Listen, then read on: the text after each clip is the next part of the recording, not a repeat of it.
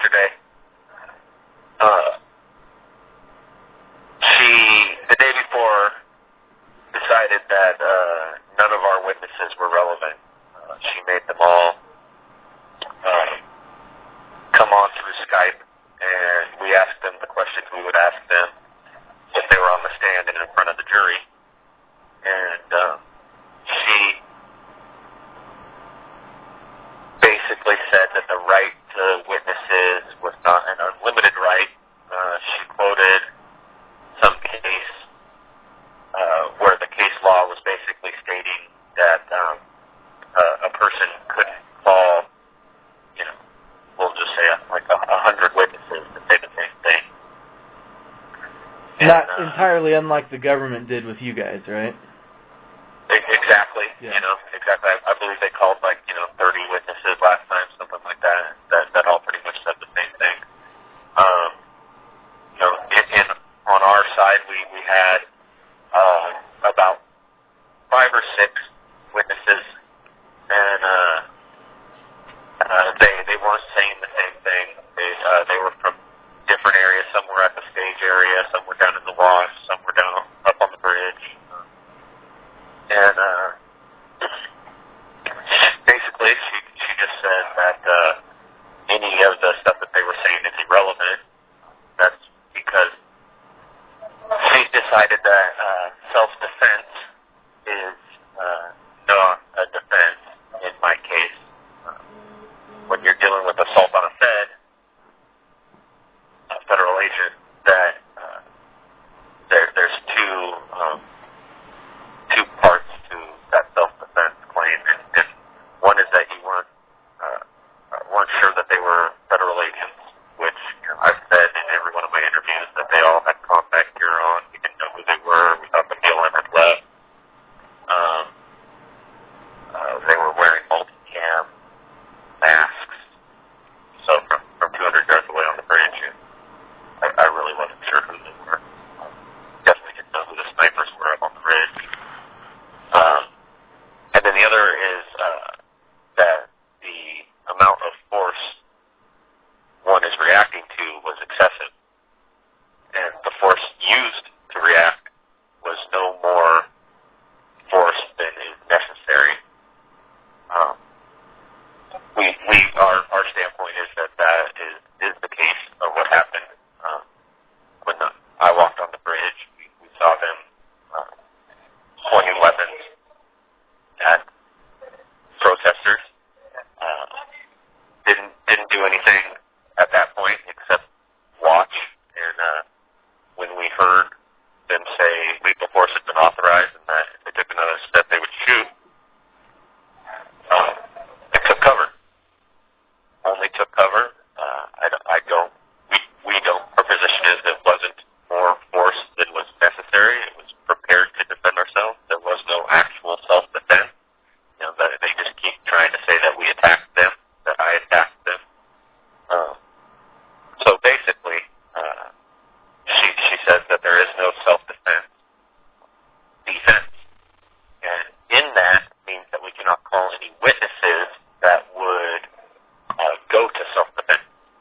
So she's basically said that anybody that says that they were pointing guns at them and that they were afraid they were going to die, it would go to that self-defense defense. And which I don't feel is the case. Even if they're not going to give us the jury instructions for self-defense and defense of others, you still have to show the facts. I should still be able to show the facts of what happened. She's repeatedly said the jury is the decider of the facts. The trier She's of the facts. decider of the law. Yeah, the trier of the facts.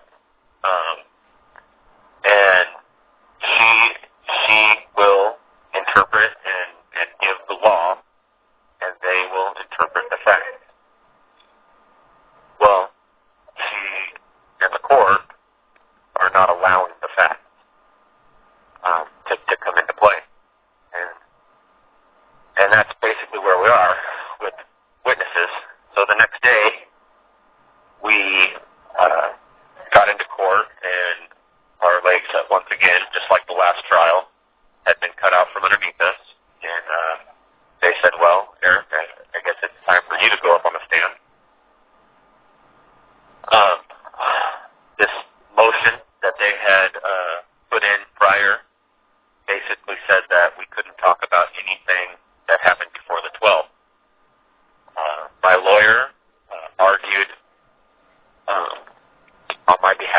to say, listen, one of the charges is interstate travel in the aid of extortion.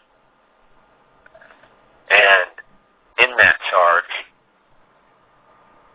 they have to decide that I left my home in Idaho to extort cattle, to travel to Nevada and extort cattle. And if we can't talk about why I left my home in Idaho, then we're leaving that element of the charge open. And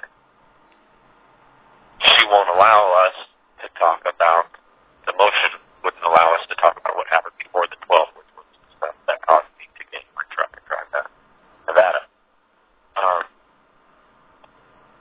So when I first brought that up on the stand, the government objected. And I think I said I saw a video. I was trying to be as vague as possible, but he asked me, he said, well, why did you go to Nevada?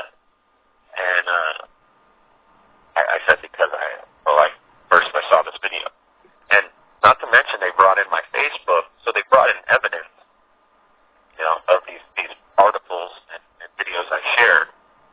And they're using my statements and my text in those Facebook posts against me. And when I go to explain what the actual article was or the video and try to put that text into context, they object, and she sustains it. All I said was video, and they objected. I didn't say a video of Bundy being tased and Margaret Houston being thrown on the ground and people being arrested for not being in a free speech zone and dogs being sicked on people.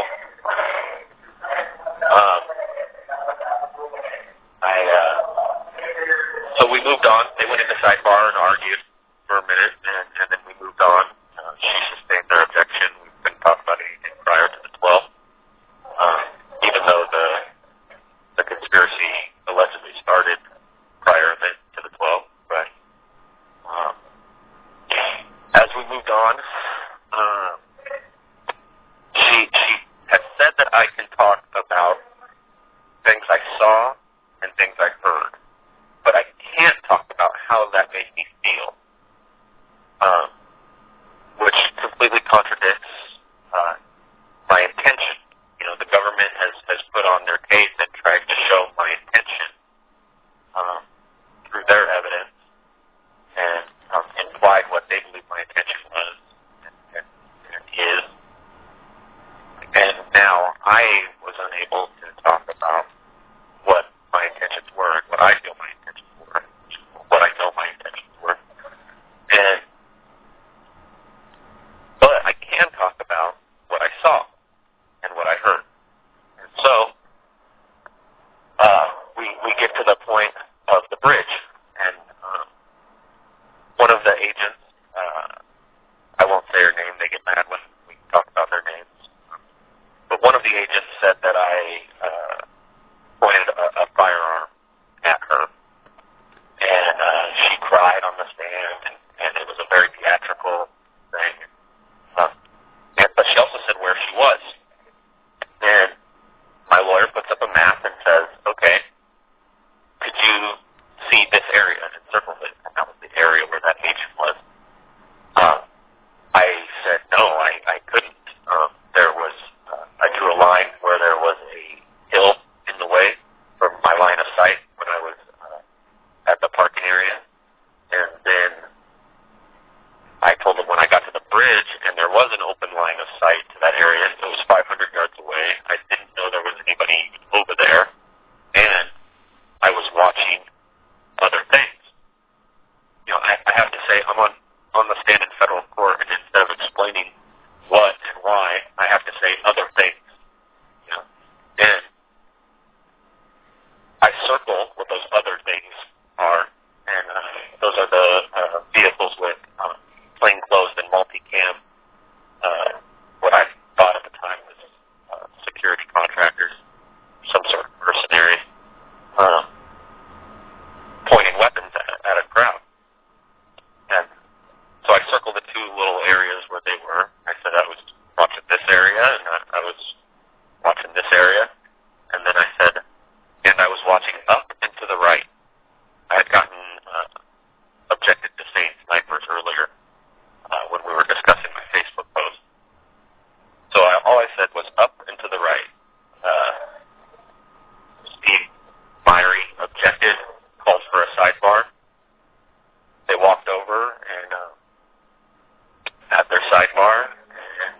back and she said, well, the government's motion is granted, and Mr. Parker, you can go sit down.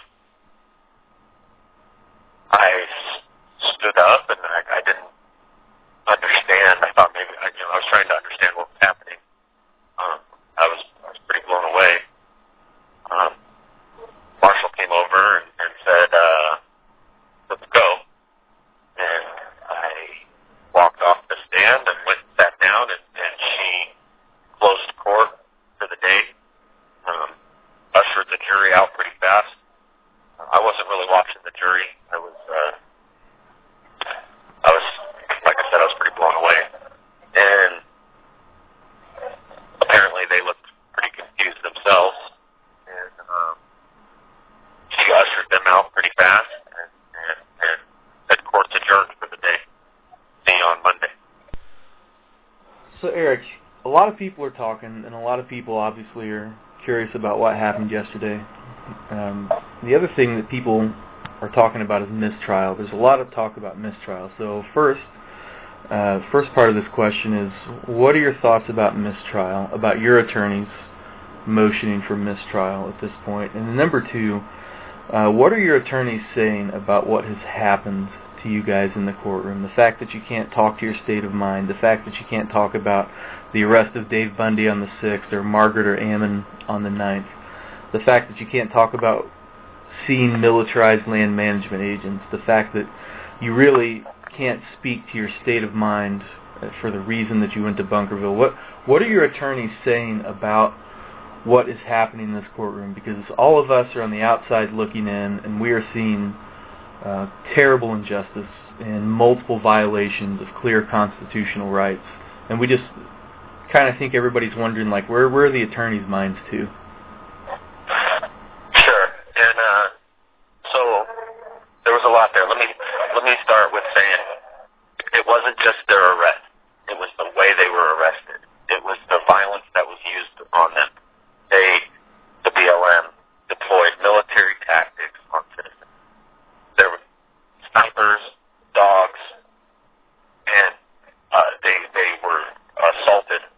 Not just arrested. They were assaulted, and those were the things that got us, that got our attention, and made us want to follow the protesters wherever they were. And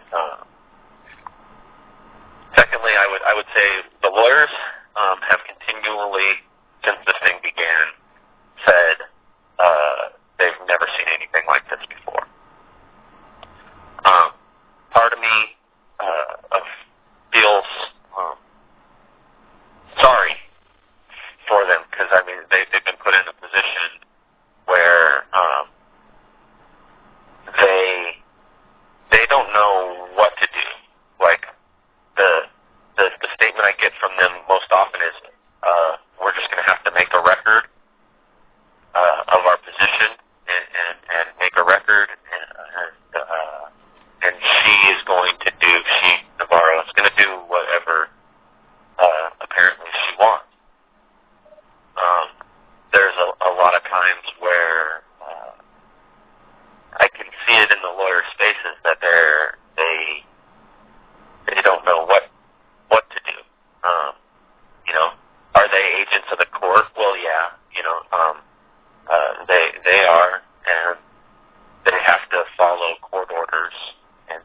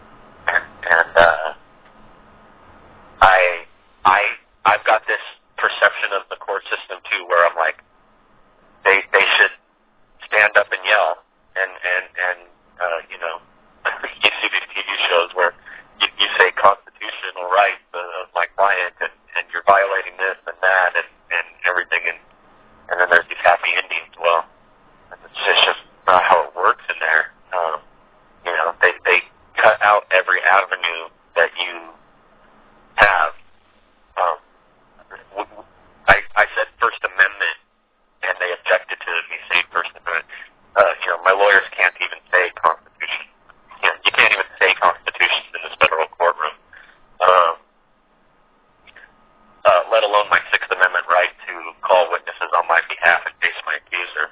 You know, it's every time I think that they've gone as far as they can, it seems like the next day there's some new insanity.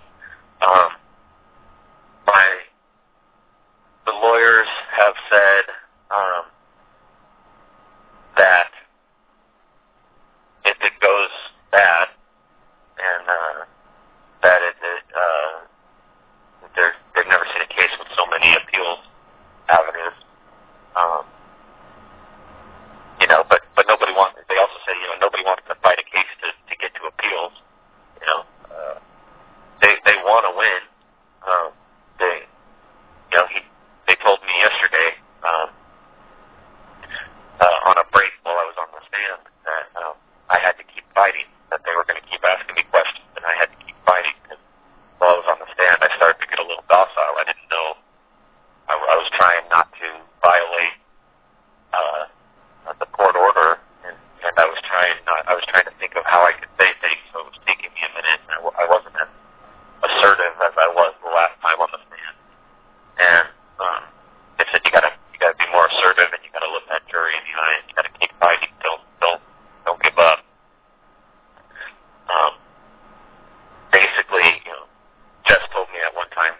He said, you know, he's been in cases before where his client was just belligerent and made him go to trial, and you know, a sex offender or a heroin dealer or whatever, and there was no case at all, and he just sat there for a week and got punched in the face. And he said it's so frustrating when he has a good case like this one, but his hands are tied and he can't fight. So they're frustrated, but I don't know that they know what to do. I mean, at this point, when I'm looking at it, they could rail against the system, but I mean, I imagine they'd be looking at losing their bar license, you know, their livelihood, and I understand that. You know, the other side of it is, you know, the government's trying to kill me. Something's got to give. What are your thoughts about mistrial? There's been a lot of talk on social media and through various channels about mistrial, and some people have the argument that the way this is going, your attorney should have argued for mistrial a long time ago, and others say maybe at this point you should stick it out to the end because what have you got to lose? And so I think what's missing from that discussion is the perspective of a defendant. So. Yeah, what do you think about mistrial at this point? If you went in Monday and mistrial was an option, what would be your feeling? And maybe if you know what a couple of the other defendants think, if you guys have talked about it. Talked about it a little bit.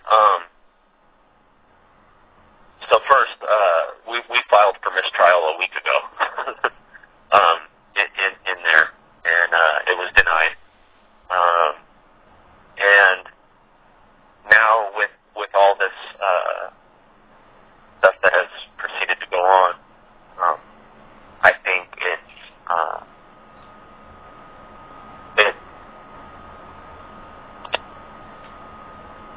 kind of a double-edged sword, you know. I don't know. You know, it's very possible the government's going to file for mistrial on Monday. That jury was pretty frustrated. I think they're probably kind of afraid of how frustrated that jury was. So it's very possible that they come Monday we might walk in there and you know, they file for a mistrial. Now I don't know personally how I feel about it. This whole process through the second trial has been a charade. There is no facts that have come out. The government has kept the evidence as minimal as possible. They will not let us get anything in. They did not let us have any witnesses, and now they're not even letting me talk about it. It has been, you know,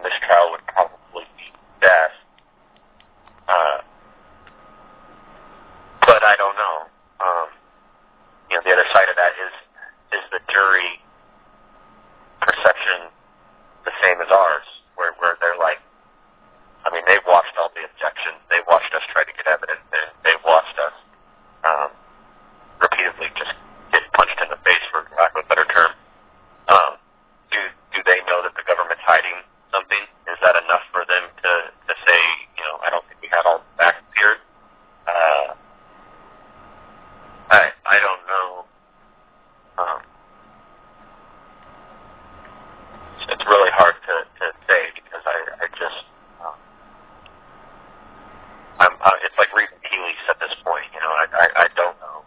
I can speculate, but that's about it.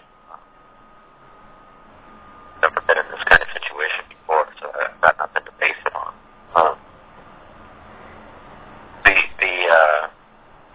The outcome of a mistrial is, we go back to Pahrump and wait another 2.5, 3 months, and come back and do it again. You know, are they just going to come up with more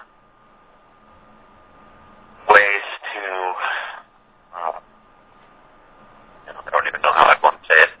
Are they just going to sit for 2 months and come up with more ways to mess with us and take our defense from us? I think that's very possible and likely. And then the other side is, how many times are they willing to do this? You know, they've got 2 other tiers of defendants, and I would hope that somewhere up the chain, if they can't get a conviction after a couple times, they would have to think about doing something different. One thing we were talking about is a motion to dismiss on an interlocutory appeal to the Ninth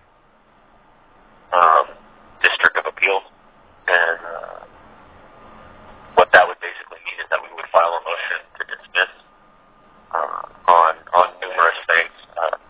You've got prosecutorial misconduct, you've got vindictive prosecution, you've got I think we could write a pretty good motion to dismiss at this point, and send it up to the Ninth. And an interlocutory appeal means that we wouldn't go back into court until the Ninth ruled on it. Kind of a way to put the brakes on it. If we do that, it's also similar to filing an extension, which would allow them to just keep us in jail as long as it would take for the Ninth, and as long as it would take for them to make a ruling. And then even after that, we would probably have to go back to court with, a set of rules put in place by the Ninth. That would be hopefully a little more fair. And at that point, could the court move our trial back even further? Basically, what I'm saying is, if we file that interlocutory appeal, we could be sitting in Pahrump for 2 years waiting for our trial again. Well, that and relying on the Ninth Circuit is a terrifying proposition in and of itself. It is. I think at this point, there is a lot of evidence for our side, for our opinion, for our view. But even with that, it's still a terrifying thought.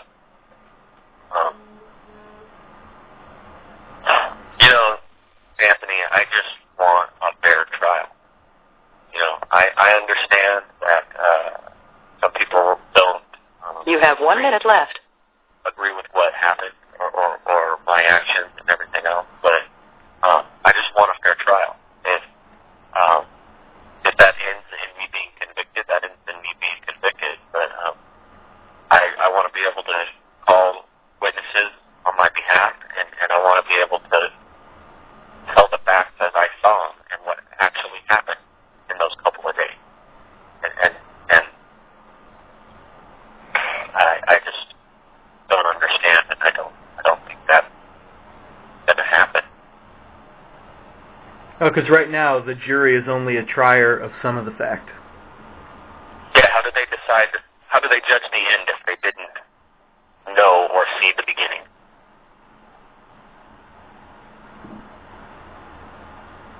It's a fraud.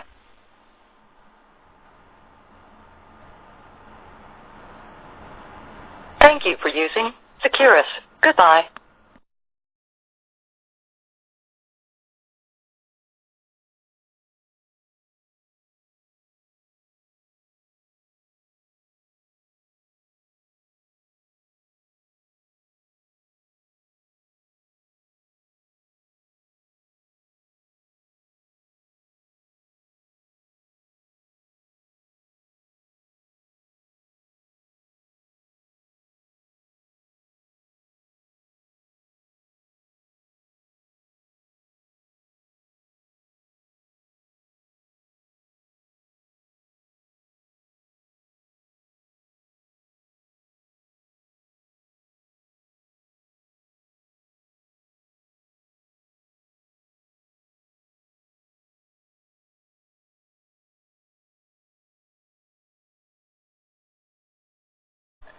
pointing weapons at protesters. Didn't do anything at that point except watch. And when we heard them say lethal force had been authorized and that if they took another step they would shoot, they took cover. Only took cover.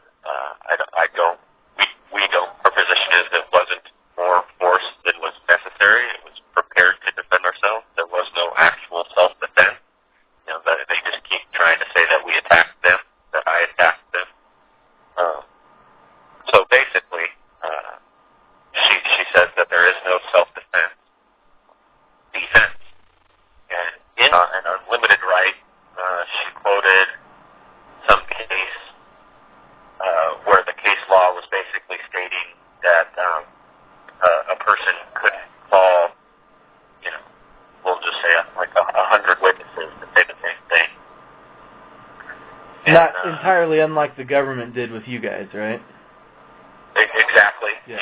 Exactly. I believe they called 30 witnesses last time, something like that. That all pretty much said the same thing. On our side, we had about 5 or 6 witnesses, and they weren't saying the same thing. They were from different areas somewhere.